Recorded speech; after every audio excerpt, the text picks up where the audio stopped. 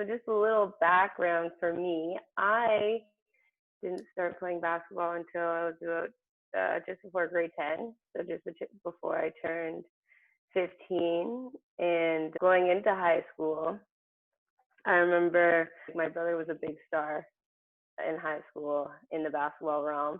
And going in, like, oh, Ashley's coming, she must be able to play basketball. Didn't play a lick of basketball. I played a little bit of soccer, but I remember I didn't even try out for the team in grade 9. The summer of grade 9, I played a little basketball, kind of got into it a bit. And grade 10 rolled around. I was like, okay, you know what? I'm going to try it for this basketball team. Anyways, ended up making it. A couple months later, there was a rep tryout coming up. And my friend asked me if I wanted to go. So I was like, oh my goodness, okay, sure. In my mind, I thought I was not good at all, but if my friend was going, I felt a little more comfortable. So she was giving me a drive, get there, realized I was definitely the bottom of the barrel.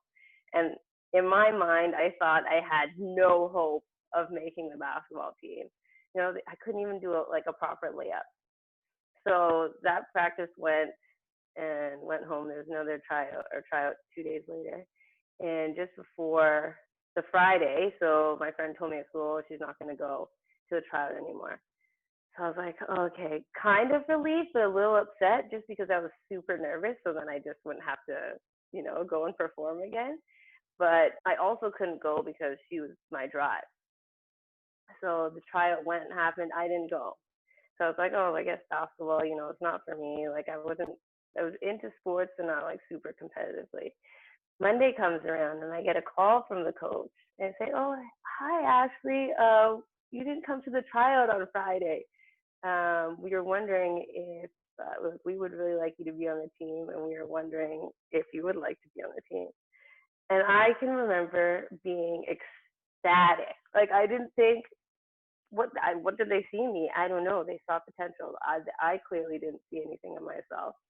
And from then on, it was just an open road. I remember, okay, I got this chance. I decided I was going to work as hard as I could. And I ended up being captain of the high school team, went to university, got a scholarship, captain of the university team. And then, like Claire said, I went on to play pro in France. And I look back and say, if it wasn't for that one person giving me that one opportunity, would I be here today? I don't know. Maybe I would have taken a different path. But now, like if I'm coaching or doing a team, I don't look at the product I have in front of me, like in girls or whoever I'm coaching. I look at their potential. Someone gave me a chance, and I would like to, pay it forward and hopefully give someone else a chance in life. Now I'm living up north in Nunavut, and I'm a teacher. Good question. So after playing basketball in France, came home, decided to go back to school and take education. And then when we were applying for jobs, I don't know, we just someone came and gave a talk of them teaching in northern Quebec. And our teacher was telling us about her experience in Nunavut. And we're like, yeah, that kind of sounds interesting. Like, let's have another adventure, because life is an adventure, and here we go. So we almost didn't end up coming because it was tough to find 2 jobs together, and we almost ended up going to Fort McMurray. But then the last minute, I'm telling you, it was meant to be to come here. The superintendent of the region we're in now, he's like a big basketball fan. He played at Cape Breton University, and when he found out that we were basketball players, he's like, oh yeah, we got to get you. So these jobs hadn't even been posted yet, and he contacted us, and he's like, hey, have you guys committed to Fort Mac? We said no. He's like, hey, there's these 2 jobs that have come up in the same community. Apply for them, and they're yours if you guys want them. So after the interview, got the job, and now here we are. And it's they love basketball up here, so it's super cool. Because of like the pandemic, their stuff is limited, but we are still free. Like it's basically like there's no coronavirus here because everybody's still in school, nobody's wearing masks. You can have gatherings. The thing is, like to get into Nunavut, you have to do a 2-week quarantine before you even get here. So the government of Nunavut pays for you. Well, because we had a job, they'll pay for all your hotel stay and your food, and it's pretty strictly like monitored. You can't. There's a guard that sits outside on your floor, and if you go out, they have to write down your name. And thank God we were quarantining in the summer, because if it was in the winter, we couldn't go outside at all. It was way too cold. So when we went outside, everybody bought like lawn chairs, the fold up ones, and all we had to do was distance by 6 feet. And we couldn't leave the hotel like grounds or anything, and there was a walking path that we could do. And yeah, so that's how we ended up here. It's a really like different, cool, literally cool place. Saw polar bears a couple weeks ago. Has anybody seen a polar bear before? Just out in the wild? That was crazy. We saw a mom and 2 cubs, and of course we have to be in a truck because they are very, very dangerous. And that's like kind of like their outing. Like, maybe we'd go out for dinner, go to the movies. No, let's go and see the polar bears. We would love to stay up here for 3 years, max 5, but we'll see. Yeah, super different way of life, like very low pace, slow pace, low key, but it's fun. You make your own fun, right? Wherever you go. Goodness, I actually was just telling people, they're like, wow, you guys got a job together. And I just say, wow, it's because we both play basketball. I feel like, yeah, basketball opens so many doors, and even just like meeting the people that come to, like, I got to do the Raptors camp and met a bunch of like NBA players. And then I just feel like it definitely opens up doors. Just meeting people, and yes, this opportunity to come up here at basketball, just it opened right up for us. And like what the boss said is like, hey, I want to hire you guys because athletes in general, I know they work really hard to get where they need to be, and that translates into other things. So here it would translate into the school. So he said he tries to hire athletes because it translates so well. Like you're a team member. People. I went to an interview one time, and this was when I came back from France, and it was like at an agency. I didn't know what the heck I was gonna do, but they're like, oh, so yeah, you played professional basketball. Well, you don't have any transferable skills. And I left that interview thinking to myself, okay, buddy, do you know how hard it is to work on a team and get everybody to work together? That translates into any business job that you do. You always have to be communicating with other people, and playing on a team, working with a team, it forces you to develop those skills, especially if you want to be successful. So don't let anybody tell you that playing a sport and playing on a team doesn't have any transferable skills, because I've worked with a lot of people that do not have those skills and they struggle. I always tell them, like, listen, you don't have to like everybody that you're with, but you have to be able to communicate and work with them, So yeah, it's super important. The honesty is probably number one for me. It's, one thing to be honest with people, but another thing to be honest with yourself. So, you go into the gym or you're doing some sort of work, are you putting 100% effort into it? Don't lie to yourself. You're only cheating yourself. Hard work kind of goes hand in hand with that. You don't get anywhere by doing nothing or doing half of what your potential is or giving half effort. I try to live by that giving 100% all the time. Another core value, cherishing each moment you have because you'll never get it back. Even spending time with people, you'll never know when you get that moment back. So make the best of it. Make the best of going to the gym. Make the best of doing your work. Cherish each moment. After I made the team and everything, my goal was to play university basketball.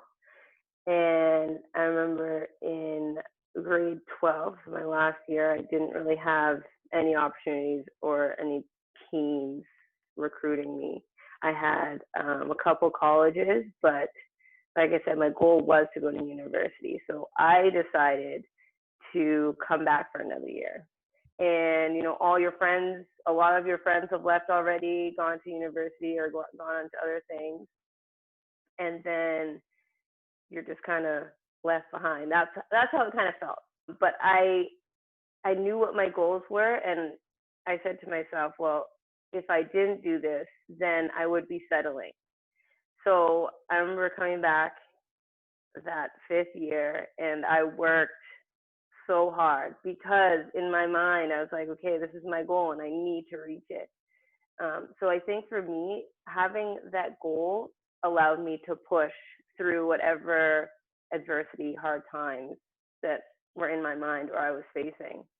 Then from that hard work, it just led to other opportunities. And I think I ended up going on 5 recruiting trips that year and chose X in the end of it.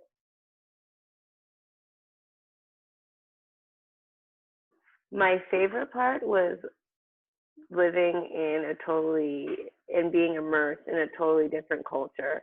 Like there's one other girl who spoke English on my team. So it forced me to learn a different language and experience life somewhere else. And of course the basketball side of it, like just doing what I loved. Yeah, that was like the best thing. The hardest was coming from a place where like StFX is a small university, you play on a sports team, you know everyone. And everybody was super kind, super friendly, like they invite you over for dinner, people in the community. So in going to France, I didn't know anybody, and at the beginning I couldn't speak the language. So being isolated that way was super tough. But then again, that forced me to learn language and meet new people. So yeah, it was the worst thing, and then it became a good thing because now I can speak French-ish. Because I put so much work and time into getting better. I won't say perfecting because there's no way I've perfected basketball or this craft, but I saw the results. Like I could shoot better, I could run faster, I could dribble better.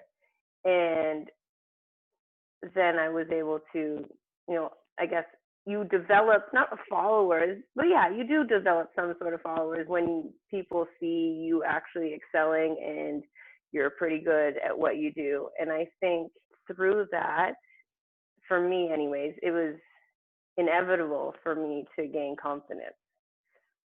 So I think, and that goes in anything that you do. Once you realize that you're pretty good, or you're really excelling at something, that gives you all the confidence in the world. A strong family support really helped my confidence as well. Not like they'd be driving me to practice, but they would always be encouraging me to do what my passion was. They would always be giving me the positive affirmation, which I know love languages. I think that's one of my love languages. And that definitely develops my confidence. And just understanding that I didn't have any limits. I wasn't stifled in what I was allowed to do. And I think having positive women role models in my life helped as well. Like I've never had a female basketball coach, which is funny to think of. Not I'm not downplaying any of my coaches because they were all amazing, but I think that having a female role model is really good. But if you could have one in your sport or what you're something that you're passionate about and they're passionate about as well, I think that really can help you grow, especially up your confidence. I think, and to add on to this, I think until you realize that you have all the potential in the world, you're not going to be as confident as you can.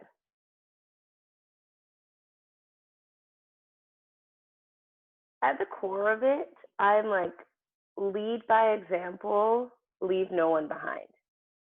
If that is a style, that would be my leadership style. I'm very like, if one person is not excelling, maybe not at the same level, but is not excelling, then the whole team isn't excelling. So I think like even throughout university, lead by example. But then, so at the end of my university career, which I think like I should have realized this a lot sooner, like communication is such a huge part. Yes, you can lead by example, but sometimes not everybody gets it and they need to be reminded verbally. I feel like I've really added that piece into my leadership style, especially being a teacher, because it's not like I can lead everything by doing, like I have to talk to the kids. I have to let them know my experiences. So what's my three? Three, lead by example, leave no person behind, and like being really vocal. Like anything, you need to practice doing it. It's not easy, for sure. And I think it's like even setting little goals for yourself. I'm going to try and make a new friend today. How can you do that? But you have to talk to them. I feel you. The verbal part is the hardest, but listen, if I can do it, anybody can do it. Trust me.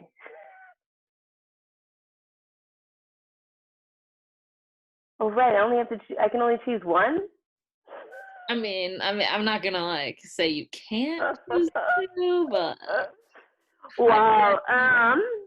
One I would say, okay, resilience is pretty key because everybody faces adversity in their lives, but it's what you do with it. Do you allow it to knock you down, or do you challenge it and make yourself better? Keep going. I think that can be translated into anything. So probably resilience is a big one. Okay, I'm going to choose one more. Yeah, go for it. Go for it. So growth. Having a growth mindset, I think, is super important for you even just to reach your goals. You have a goal for yourself. You're not going to, if you stay the way you are, you're not going to reach it. I think you have to continue constantly challenge yourself to be better. And by doing that, I think that also encourages people around you to be better as well, especially if you're in that leadership role. I talked about leading by example. Having people seeing you grow encourages them to do the same thing.